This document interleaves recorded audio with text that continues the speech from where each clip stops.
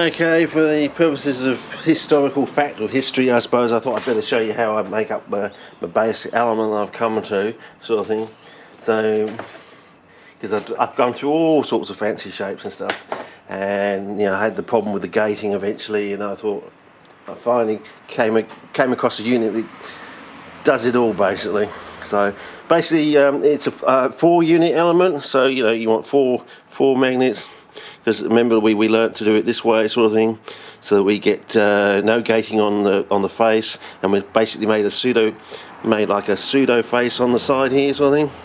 So we basically made 2 faces, and 2 faces on this side as well. So we've extended the face that way, and then we decided to extend the face this way. So basically, we get no gating on there, and there, basically in 3 dimensions. So basically, we don't get gating in 3 dimensions, basically, by extending the faces in.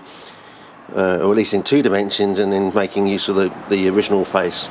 So the rule is try not to go off the face whenever you get gating. But then I was having problems of gating between units. And then I started playing around with, should I have 3, 4, 5 units? I've basically come to the conclusion I'll have 4-unit thing. If you've ever done stuff at uni where they spin the a weight is doing a centrifugal force experiment, and the weight is attached to a string to another weight that goes through a hole, and slowly as the weight goes down through the gravity you get your centrifugal force thing. That's what you're trying to get, is you're trying to get forces in 2 dimensions, one going down to the centre of the wheel, and the other one at basically 45 degrees, and that's how you get and you're trying to get it also to be unbalanced as well, by an external unbalanced force or thing. So it's a sort of basic vector problem. It nice and neatly came to a head. Anyway, so what you want to do, you want to get your super glue. I tried this brand. You get 3 tubes for $3 basically. Each tube only did about 3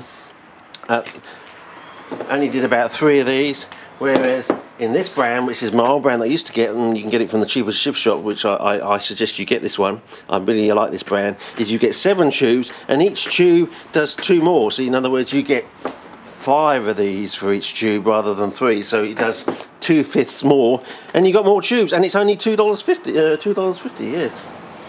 Let's see if I've got the price somewhere. I may have already put it in the bin, but anyway. You may need some of these. We might want to stick them on here, because you want to make sure. So basically, you get yourself what do you want to call it?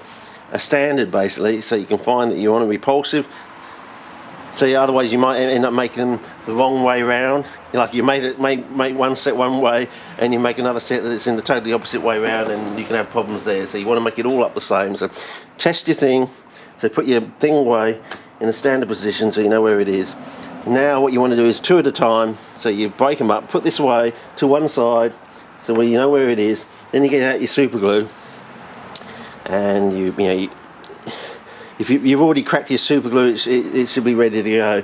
But you may want to, if it's got stuck, you may want to take the bit off the top. It gets a bit rubbery occasionally. So you put one down there in the same way, or stick it on there with a bit, so it's in the same way.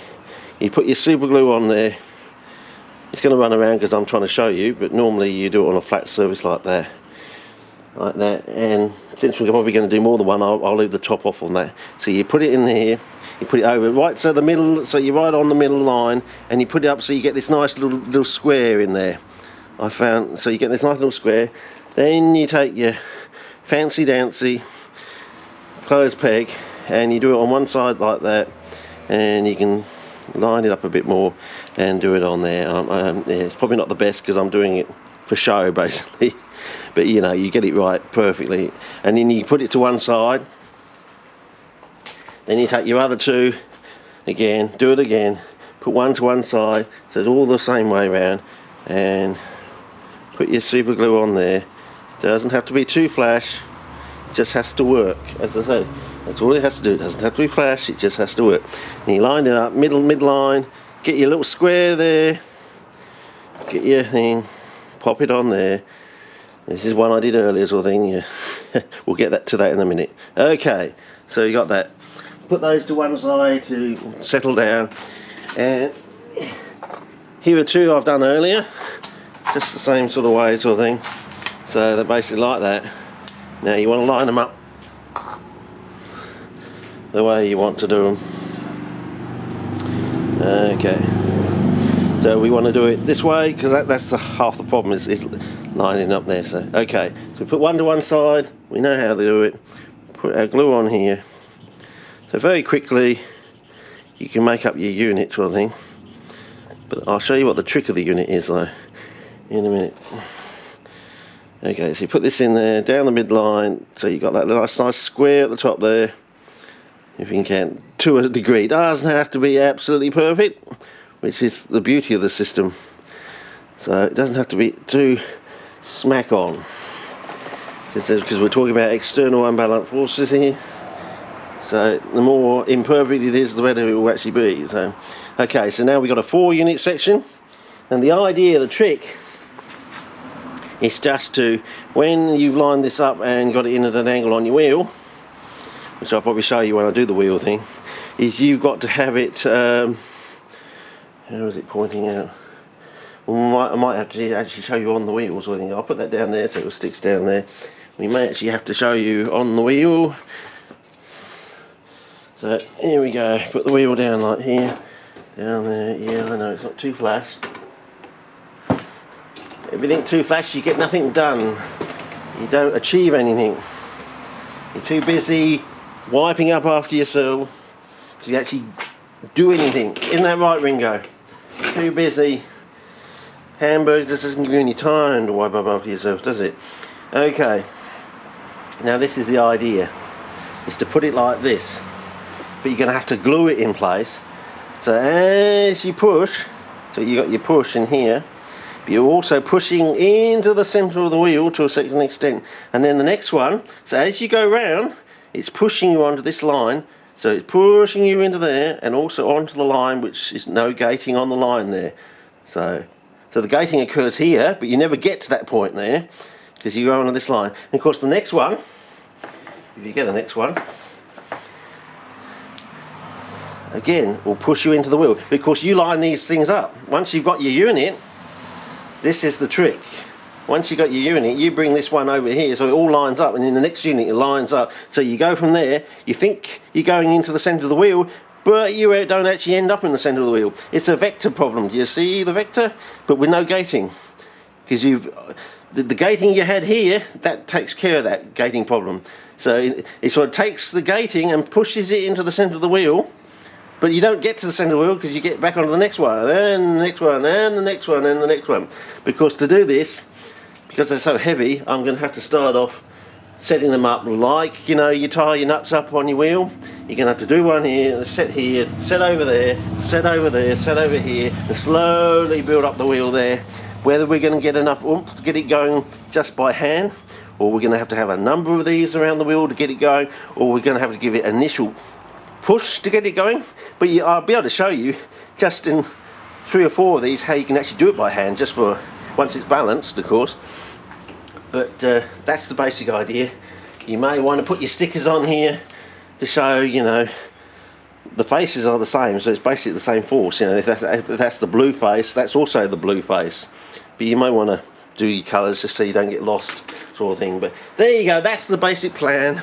That's the basic overview of for history, sort of thing. So when it's working, you can go back and say, yes, he did it. It's all from first principles, basically, and it also goes back to all that stuff in those experiments they gave you. It's just a vector problem, basically, and it's overcoming that one last gating problem between the units. And you suddenly realise you got, to keep it on this track and get over the gating, you really got to sort of take it off at basically a tangent. 245 degrees gives you a straight line, which is sort and I don't know if you've noticed that the momentum will change. Have you noticed the momentum of a wheel and the momentum from a straight line feel slightly different? I don't know if you've noticed this, but in my past, with my childhood, it's the momentum you get from circular motion and the momentum you get from linear motion, they don't quite feel the same. To me anyway, I don't know if it's just me, but I wonder if that's how we're going to get to some new understanding about momentum and inertia sort of thing. There are actually slight variations, I don't know. and whether that's going to take us back to gyroscopes, I don't know, and to further discoveries, I don't know. But this, if we can get this, I really want to do this because I've been watching that bloke Open Skeptical Minds channel. Yeah, I think we're going to have fun with that bloke, because if this works, what's this? All this channel becomes is just, you know, prizing open all those scammers on the other side of the world. But basically, if it can be done, if it's achievable, if we can actually get it over the line and do it, you know, do the I want to hold your hand and break through sort of thing, yeah, half his website disappears, doesn't it? You know, because then it's possible. Everyone can see, well, I can make that. I can make a similar one in my part of the world too, and check it out. And you can basically make the basic element yourself and just play with it in your hands, and you'll. It's also. Did you see that clip of that auger I showed about 2 years ago when the bloke was building our place? I went out and showed his little concrete auger, and did you see the way the blades of the auger were going? It was very similar to this, the blades of the auger sort of thing, mixing the concrete. So basically, it's like we're turning the mixing of the centrifugal motion on a concrete auger round the other way on its head, sort of basically. And this, as you go around, this like fills in it's like a puzzle that fills itself in. Each part of the segment, as you go around, fills in the piece of the puzzle, sort of thing, and you can actually see the puzzle coming together as you're going around, sort of thing. Once you make this unit up yourself, you'll see what I mean, and put it on a wheel. It's a nice pattern, and I'm probably going to have to film that because it looks really beautiful the way they come together. The way it's almost like a MC Escher sort of puzzle problem thing, the way it sort of sorts itself out. You think, that's not going to work. Oh wow, yeah. It sort of dazzles the mind in a way, sort of thing. Anyway, I think this is a long enough clip. Over and out for now. See ya.